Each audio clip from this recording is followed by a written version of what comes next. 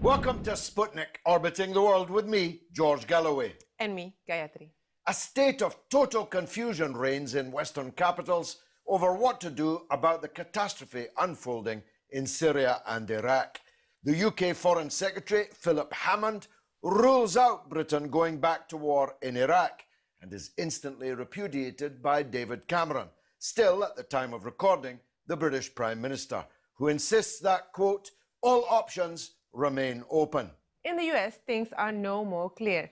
There, the commander-in-chief of the US military, President Obama, is impudently contradicted by the top military brass.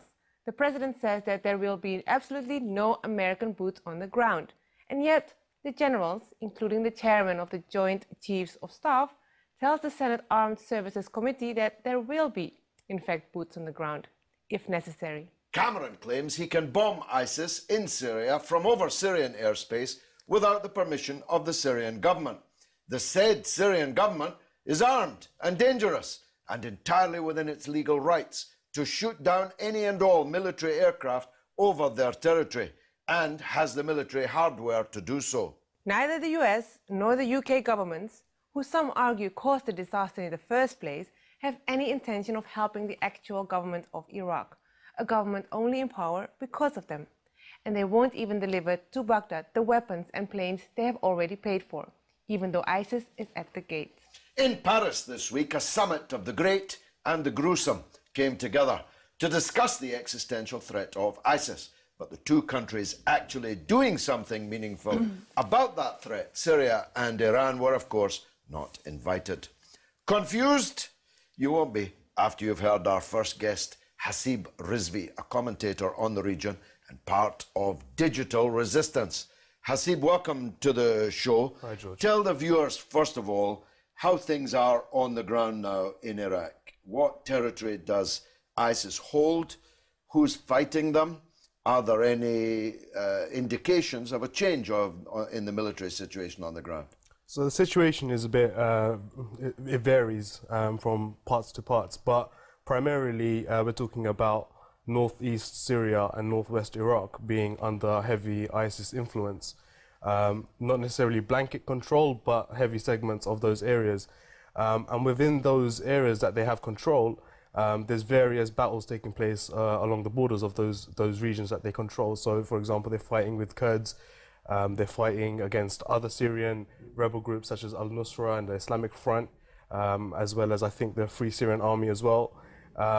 And towards Iraq, they're fighting obviously the Iraqi armed forces as well as Shia militias that are, defending their territory against, further ISIS expansion. So at the moment, ISIS are involved in a lot of battles and skirmishes. That's a lot of fighting. They're fighting quite a few people at the same time, to be honest with you. And the recent kind of resurgence of the Iraqi armed forces, as well as support from the US airstrikes and stuff, has prevented further expansion, but they're showing no sign of stopping, and that's kind of worrying. They seem to be still going about their day-to-day executions in a very kind of sophisticated and well-planned manner. And they're still controlling major Iraqi cities. Absolutely, and like in Syria, for example, in the city of Raqqa, they more or less they run the show there completely. Which is thought to be the place where they're carrying out these hideous execution of foreigners. Yeah, that part, and various border towns between Iraq and Syria, where there is very loose control of anything, is where they're operating, and they have pretty good control over those areas. Now you mentioned the U.S. airstrikes. I've seen U.S. airstrikes. I've seen them in Vietnam, I've seen them in Cambodia, I've seen them in the Iraq War, I've seen them in Afghanistan. These are not meaningful US airstrikes, which leads me to wonder why. If the United States was really as concerned about ISIS as they say they are and that we should be, they'd be bombing them a lot more seriously than they are. These are very desultory, very occasional, and very small airstrikes. Why? Absolutely. And you know, adding on to what you're saying, they should have reacted much sooner, one would imagine. Yet it's taken them this long to kind of react to it. Whilst, you know, the previous Prime Minister, Nouri Maliki, you know, was constantly pleading to America for, you know, support against the growing threat of, you know, militancy in his country. But, you know, it fell on deaf ears, basically. But what you see is as soon as, for example, ISIS started threatening the Kurdish region is when America all of a sudden started taking things more seriously. There, in the Kurdish region, where their oil interests are. Where the oil interests are. And are. where they want to break Iraq up from. There you go. And you know, it's a strategic place for them, you know, the Kurdistan, because, you know, the good ties with Israel, for example. And, you know, you heard stories about Kurdistan, you know, selling oil to Israel, you know, just a matter of weeks after ISIS took over and stuff like that, completely illegally. But you see that America and the West generally only reacted then, not when, you know, 2,000 or so Shia, you know, army cadets were massacred. Why can't the regional players sort this matter out themselves? What you have at the moment is this very confusing kind of blurred lines that exist where, you know, whilst Saudi Arabia and all these countries that essentially went to Paris for a day out, were the ones essentially that kind of allowed ISIS to exist in the first place, you know, for turning a blind eye to, you know, weapons and money being trafficked to them. And now they realize that, you know, it's going to come back to bite them. So now they're trying to react, but it's a bit too late because the people inside these countries already, inside Saudi Arabia, inside Qatar, they've been fed the sectarian rhetoric already. So they're by the ISIS line very easily. You see already that, you know, in places like Jordan and Saudi Arabia, many ISIS flags have been raised, and, you know, there are a lot of people. So the opposite of feeling threatened. Exactly. So to be honest with you, Saudi Arabia or, you know, any of these Sunni Gulf states to kind of try and, you know, intervene militarily against ISIS would just be counterproductive as well, just as much as it would be for the US to do so. Which then makes it another sticky situation that if Iran and Syria were the only ones to kind of attack ISIS, then it becomes, you know, Shias are attacking Sunnis. Hasib, there's a state of confusion. There's no Islamic state, but there's a state of confusion reigning over all this. I mean, even in ontological terms. What exactly are ISIS? Who are they? What do they want? ISIS, for, you know, if you try and simplify exactly what they are, essentially is a collection of ruthless, angry and violent individuals that have come together under a false notion of you know, a caliphate, under some sort of illusion that they're trying to do a good thing for the world, and their ethos has essentially been fed by something that has been prevalent in Saudi Arabia for so long. Under the teachings of Wahhabism and Salafism. And I understand that obviously not all Wahhabis and not all Salafis are, you know, no, as extreme as ISIS. However, the fundamentals behind these you know, these sects have really spurred on the kind of ideological principles for why ISIS go about doing the things that they do. And furthermore, it's like it seems that they've kind of tried to go one above Al-Qaeda with their ruthlessness. They decided that, you know, we're going to stand out, you know, this is going to be our brand almost. And the way they celebrate and glorify their violence and dehumanize those that they're killing, it's actually pretty chilling. And I don't think we've seen, you know, the worst of it or the end of it. I mean, from the Free Syrian Army, we've already witnessed the most horrible scenes. And they were the moderate ones, by the way. They're the moderates. They were the moderate heart eaters, you mean? Indeed. Yeah. We haven't actually seen ISIS eating hearts yet. That's probably something that's still to come. They behave like a kind of death cult. Yeah. There seems nothing Islamic about them. Yeah. I hate when people call them the Islamic State because they're neither Islamic nor are they a state. Yeah. How do they find any theological justification for the mass execution of helpless, handcuffed prisoners in wartime? How do they justify theologically slicing off the heads of aid workers and journalists that fall into their hands and videoing it for the entertainment, presumably, of their own side. Their justification is essentially that anyone that disagrees with their very specific set of thoughts is not worthy of life, essentially, especially when you're on their land.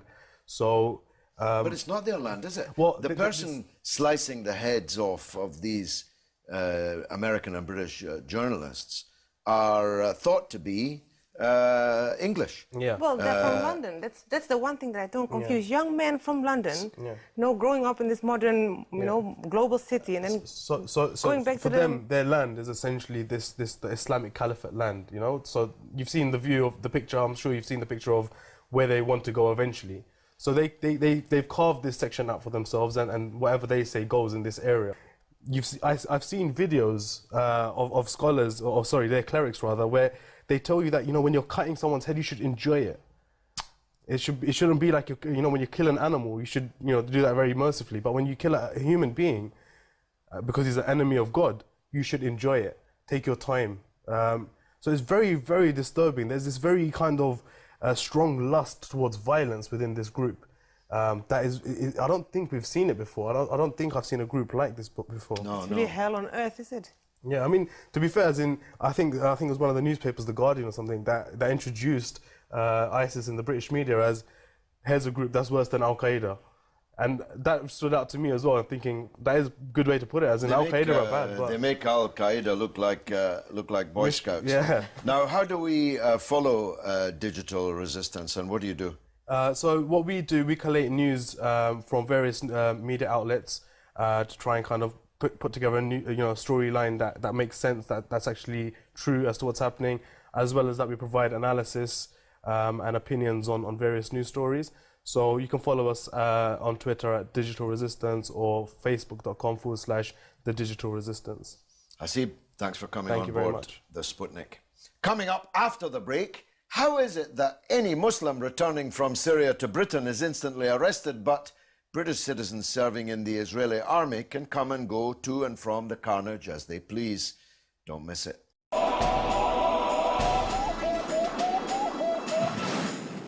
Been a lot of the focus. It has become a very political situation because neither Palestine nor Israel are signed up to the Rome Statute. We also have to look at the fact that the United Kingdom is, and countries such as France are also members. And we know that there are British citizens, French citizens, and of course US citizens that are actively fighting with the IDF. And we know that what the IDF has done in this particular incursion constitutes war crimes and crimes against humanity. So there's absolutely no reason why, if we are able to identify those British citizens that have actively engaged, that matter can't be referred to the International Criminal Court. Very much in the same way that the International Criminal Court is now looking into a preliminary inquiry, which is a precursor to an investigation, in relation to the conduct of British forces in Iraq. That's good, all very well, but why doesn't the state act? After all, at least my reading of the law is that it is prohibited for British citizens to enlist in foreign armies, fight with them, and then return here. And if that's true in general, why isn't it true specifically for Israel? Well, again, we go back to the rather unfortunate situation is that there are rules that apply to the rest of the world, and unfortunately there are rules that apply to Israel.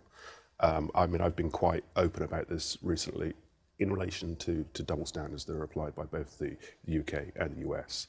You know, we see individuals who are teenagers who are detained, tortured in custody, but as soon as one of them has an American passport who's arrested, then America takes particular offence to that. And the same as far as the UK is concerned. The sad reality is there should not be a different standard applied to those joining the IDF, but there is. But, but the law officers must be culpable in that. I mean, if the law officers told the police at Heathrow to arrest people returning from Tel Aviv and question them as to whether or not they'd just been fighting in the IDF, the police would have to do so. Of course, yes. But they don't ask these questions. What you have to do is you have to be able to provide a fairly compelling dossier to law enforcement in this country, identifying individuals to be able to target those individuals. But what is particularly disturbing is that there is no action being taken by these organisations that are actually broadcasting the fact that they will help you get into the IDF, and they will set you up and they will assist your family. I mean, this to me is just offensive. There's a whole cottage industry here in support of the IDF. It's openly advertised in certain newspapers that you can donate to help the IDF and so on. And as I understand it, these soldiers are not hiding themselves. Certainly in the US, their pictures are appearing, glorifying it. Yes. Well, actually, before I came on the show this morning, I just looked at one of these websites in particular, and you read the comment section,